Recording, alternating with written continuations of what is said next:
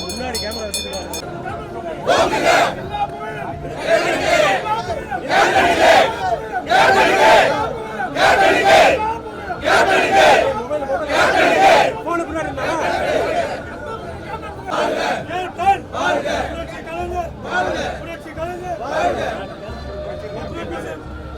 தேசிய முற்போக்கு திராவிட கழகத்தின் நிறுவன தலைவர், எங்கள் அன்பு கணவர், தலைவர் புரட்சி கலைஞர் கேப்டன் அவர்களுக்கு மிக உயரிய விருதான பத்மபூஷன் விருது இன்னைக்கு பெற்று தலைமை கழகத்தில் எங்களுடைய மாவட்ட கழக செயலாளர்கள், நிர்வாகிகள், தொண்டர்கள் மத்தியில் அதை கேப்டன் பாதத்தில் இன்னைக்கு சமர்ப்பித்து எல்லா புகழும் கேப்டனுக்கு, எல்லா புகழும் கேப்டனுக்கு, எல்லா புகழும் கேப்டனுக்கு என்று சொல்லி அவர் இந்த 45 ஆண்டு காலம் திரையுலகிலும் சரி, அரசியலிலும் சரி, பொது வாழ்க்கையில் அவர் செய்த சேவைகளுக்காக மத்திய அரசு கேப்டனை பாராட்டி சீராட்டி இன்னைக்கு மிகப்பெரிய உயரிய விருதான பாரத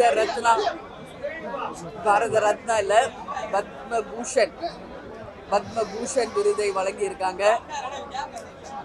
உங்க எல்லாருக்குமே இன்றைக்கு தேமுதிக மாவட்ட செயலாளர்கள், நிர்வாகிகள், தொண்டர்கள் கேப்டன் மீது அன்பு வைத்த அனைத்து நல்ல உள்ளங்களுக்கும், அன்பு உள்ளங்களுக்கும், தமிழக மக்களுக்கும், உலகத்தில் வாழும் அனைத்து தமிழர்களுக்கும் கேப்டனின் விருதை நான் சமர்ப்பிக்கிறேன். கேப்டனின் விருதை நான் சமர்ப்பிக்கிறேன். கேப்டனின் விருதை நான் சமர்ப்பிக்கிறேன். ஏன்னா கேப்டன் யாருடைய தலைவர்? மக்கள் தலைவர், மக்களுக்காகவே வாழ்ந்தவர். அதனால அவருக்கு கிடைச்ச அந்த உயரிய விருதை தமிழக மக்களுக்கும், உலக தமிழர்களுக்கும், எங்கள் கழகத்தில் இருக்கின்ற அனைத்து மாவட்ட செயலர், நிர்வாகிகள், தொண்டர்களுக்கு, எங்கள் குடும்ப உறுப்பினருக்கு அதை நான் சமர்ப்பிக்கிறேன். ஏன்னா இந்த விருதை கேப்டனுக்கு வழங்கிய மத்திய அரசுக்கு தேசிய முற்போக்கு திராவிட கழகத்தின் சார்பாக என்னுடைய பணிவான நன்றிகளை, வணக்கங்களை இந்த நேரத்திலே நான் தெரிவித்துக் கொள்கிறேன். எனவே இந்த உயரிய விருதை கேப்டனுக்கு கிடைச்சிருக்கு. நீங்க எல்லாரும் நேற்று லைவ் டெலிகாஸ்ட்ல பார்த்துருக்கலாம். ராஷ்டிரபதி பவன்ல அங்கு நான் அமர்ந்திருக்கும் ஒரு நொடியும் என் மனசுல கேப்டன் மட்டும்தான் இருந்தார், வேற யாரும் இல்லை.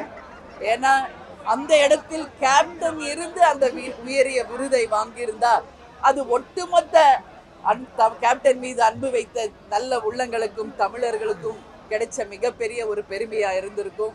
ஆனா இன்னைக்கு கேப்டன் நம்ம கூட இல்லை. அதனால மிகப்பெரிய வலியோட தான் அந்த விருதை நான் வாங்கினேன். ஆனா பிரசிடென்ட் கிட்ட அந்த அவார்டை வாங்கின அடுத்த நிமிஷமே அதை நான் கேப்டனுக்கு சமர்ப்பித்து விட்டேன். அந்த ஸ்டேஜிலேயே அதை நான் கேப்டனுக்கு சமர்ப்பிச்சுட்டேன். அதனால நிச்சயமாக விண்ணுலகில் இருந்து தெய்வமாக நம்ம அத்தனை பேரையும் கேப்டன் ஆசீர்வதிச்சுட்டு இருக்காரு. இந்த புகழ், இந்த விருது எல்லாமே கேப்டனுக்கு தான், கேப்டனுக்கு தான், கேப்டனுக்கு தான். வேற எதுவுமே நான் சொல்றதுக்கு இல்லை. நீங்க வேற எதுவும் கேட்கணும்னா கேளுங்க. ரொம்ப மனசு கஷ்டம், என்னால அதை எக்ஸ்பிரஸ் பண்ண முடியாது. அந்த வலி என்னன்றது என் கூட அங்க அரங்கத்துல உட்கார்ந்து இருந்தவர்களுக்கும், தொலைக்காட்சியிலே பார்த்த மக்களுக்கும், கழகத்தினருக்கும் தான் அந்த வலி தெரியும். பத்திரிகை நண்பர்கள் நீங்களும் தான், எல்லாருமே அந்த வலியை நம்ம உணர்ந்திருக்கிறோம்.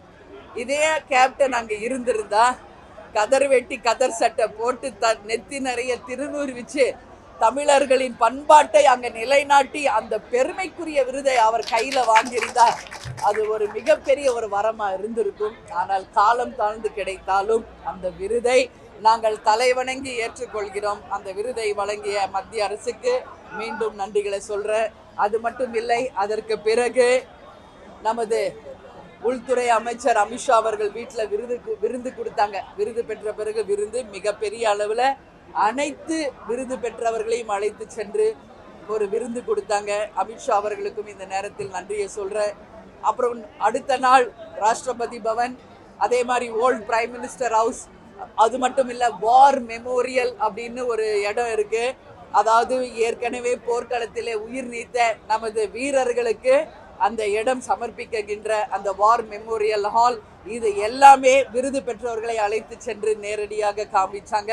அதில் நாங்களும் கலந்து கொண்டோம். அந்த பெருமை மிக்க அந்த தருணத்தை நான் கேப்டனை தான் அந்த நிமிஷத்தில் நான் நினச்சிக்கிட்டேன்.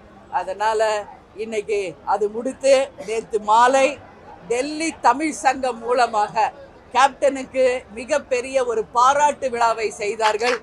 அதற்கு உறுதியாக தேமுதிக சார்பாக டெல்லி தமிழ் சங்கத்திற்கு எங்களுடைய நன்றிகளை நாங்கள் தெரிவித்துக் கொள்கிறோம். அதே மாதிரி அங்கே அத்தனை பேரும் வந்தாங்க. கேப்டனுடைய பேரு புகழ் அத்தனையும் அவங்க பேசினாங்க. நான் ஒரு விஷயம் மட்டும் அவங்களுக்கு சொன்னேன், கேப்டன் விழான்னா எல்லாரும் வந்து சாப்பிடணும். அத்தனை பேருக்கும் உணவு அரேஞ்ச் பண்ணி அந்த விழாவுக்கு வந்து அத்தனை பேரும் உணவு அருந்தி எங்களுடன் புகைப்படம் எடுத்துக்கிட்டு தான் போனாங்க. அப்போது நான் வந்து தமிழ் சங்கத்திற்கு முதல் முறையாக நான் சென்றதுனால ஒரு பெருமைக்குரிய இடத்துல கேப்டன் எப்பவுமே என்ன சொல்வார், தமிழன் என்று சொல்லடா, தலை நிமிர்ந்து நில்லடா என்றுதான் கேப்டன் தமிழர்களுக்காக வாழ்ந்தவர். தமிழர்களுக்காக ஒரு இலக்கணமாக வாழ்ந்த நமது தலைவருடைய முதல் பாராட்டு விழா டெல்லி தமிழ் சங்கத்தில் நடந்தது. மிகப்பெரிய ஒரு பெருமைக்குரிய விஷயமா நான் பார்க்குறேன். எனவே நேற்று நான் பேசும்போது தமிழ் சங்கத்திற்கு, டெல்லி தமிழ் சங்கத்திற்கு ஆண்டுதோறும் கேப்டன் பிறந்த நாள் அன்றைக்கு தமிழ் சங்கத்திற்கு 1 லட்சம் ரூபாய் தேசிய முற்போக்கு திராவிட கழகத்தின் சார்பாக நாங்கள் தருவோம். அது வைந்து அங்கே நலிவுற்றவர்கள், உதவி வேண்டுபவர்கள், படிப்புக்கு, மருத்துவத்திற்கு, திருமண உதவி, சுயதொழில், அது மாதிரி எந்த விஷயமா இருந்தாலும் அவர்களுக்கு அந்த நிதி போய் சேரணும் அப்படின்னு சொல்லி அந்த நிதியை நேற்று அறிவிச்சிருக்கோம். அதனால் மக்கள் அந்த சங்கத்தில் எல்லோருமே அதை வரவேற்றாங்க.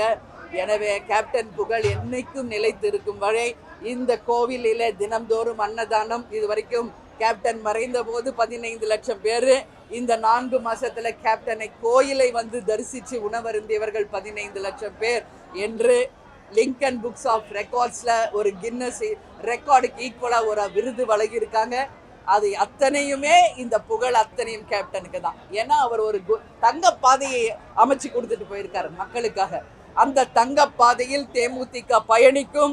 அவருடைய கனவையும் லட்சியத்தையும் இந்த நல்ல நாள சொல்ற நிச்சயம் நாம் அடைவோம் என்பதை கேப்டன் மேல நாங்க வந்து உறுதியேற்று அந்த நல்ல நாள்ல நான் உறுதியாக அதை சொல்றேன்.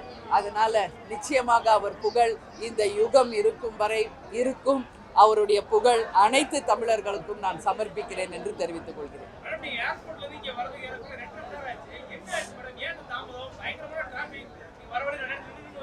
இல்ல, இன்னைக்கு வந்து கேப்டனுக்கு விருது பெற்ற உடனே இன்னைக்கு கேப்டன் கோவிலில் அதை நம்ம சமர்ப்பிக்கிறோம்னே தமிழகம் முழுவதும் இருக்க எங்கள் மாவட்ட செயலாளர்கள், நிர்வாகிகள், முடிஞ்ச அளவு தொண்டர்கள் வந்து கலந்துக்கிட்டாங்க. ஏர்போர்ட் ஃபுல்லாக வந்து இன்னைக்கு தேசிய முற்போக்கு திராவிட கழகத்தின் நிர்வாகிகளால் சூழப்பட்டிருந்தது. நாங்கள் ஏற்கனவே உரிய முறையில் போலீஸ்கிட்ட பெர்மிஷன் கேட்டு தான் கேப்டனுக்காக அங்கே விருது கொண்டு வருகிறோம் என்ற ஒரு வரவேற்பு என்று சொன்னோம். ஆனால் காவல்துறை வந்து அதை சரியாக செய்ய விடாமல் தேர்தல் விதிமுறைகள் இருக்கிறது அப்படின்னு சொல்லி எல்லா வண்டிகளையும் டைவர்ட் பண்ணி எல்லாரும் இங்கே வந்து சேர முடியாமல் காலதாமதம் பண்ணதுனால தான் ஏறக்குறைய 2 மணி நேரம் ஆயிடுச்சு இன்னைக்கு தலைமை கழகத்துக்கு நாங்கள் வந்து சேர. அது மட்டும் இல்லை, வழிநெடுக்க ஒரு மிகப்பெரிய தேசிய முற்போக்கு திராவிட கழகத்தின் தொண்டர்களுடைய வரவேற்பும், அதே காவல்துறை கொஞ்சம் கோஆப்ரேட் பண்ணியிருந்தா இன்னும் நாங்கள் 1 மணி நேரத்துக்கு முன்னாடியே வந்திருப்போம். ஆனால் அவங்க வந்து வாகனங்களை அனுமதிக்கலை, எங்கள் தொண்டர்களை அனுமதிக்கலை. அதனால தான் இந்த காலதாமதம். ஆனால் நிச்சயமாக நாங்கள் என்றைக்குமே சட்டம் ஒழுங்குக்கு கட்டுப்பட்டவங்க தான். காவல்துறையிடம் முறைப்படி அனுமதி பெற்று தான் இன்னைக்கு வரவேற்பு நாங்கள் நடத்தியிருக்கோம். ஆனாலும் அந்த காவல்துறை எங்களுக்கு உரிய ஒரு சப்போர்ட் பண்ணலை இன்னைக்கு. அதனால தான் இந்த காலதாமதம். எனவே காலதாமதத்திற்கு நாங்கள் எங்களுடைய மன்னிப்புகளை இந்த நேரத்தில் கேட்டுக்கிறோம். எனவே உங்கள் அனைவருக்குமே இன்னைக்கு உணவு ரெடியாக இருக்குது. அனைத்து பத்திரிகை நண்பர்களும், நிர்வாகிகளும், தொண்டர்களும் கேப்டன் கோவிலில் போய் சாமி பார்த்துட்டு நீங்கள் எல்லாரும் வந்து உணவு அருந்த வேண்டும் என்று கேட்டுக்கிறேன். அவர் வாங்கின அந்த பத்மபூஷன் விருது, அந்த மெடல், புக்கு எல்லாமே கேப்டன் கோவிலில் அவர்கிட்ட நான் சமர்ப்பிச்சிருக்கேன். நீங்கள் எல்லாரும் போய் அதை புகைப்படமாகவும் வீடியோவும் எடுத்துக்கொள்ளலாம் அப்படின்னு உங்ககிட்ட சொல்லி, நீங்கள் வேறு எதுவும் கேட்குனாலும் கேளுங்க.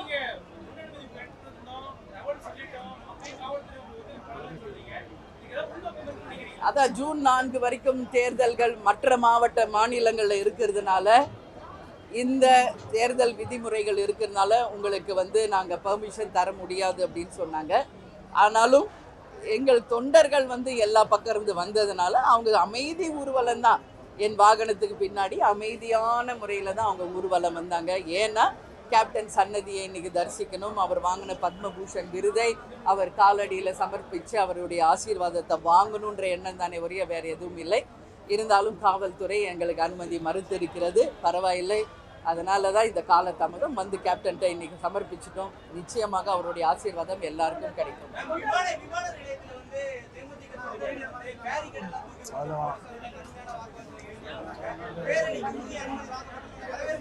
ஆமாம், முன்னாடியே நம்ம அனுமதி வாங்கணும். பட்டு ஆமாம் வரவேற்புன்னு சொல்லி நம்ம அனுமதி வாங்கியிருக்கோம். பட் ஹெவி க்ரௌடு வரும்போது இந்த மாதிரி சில விஷயங்கள் நடக்கிறது சகஜம்தான். ஆனால் எங்கள் தொண்டர்கள் என்றைக்குமே இராணுவ கட்டுப்பாட்டுக்கு இணையானவர்கள்.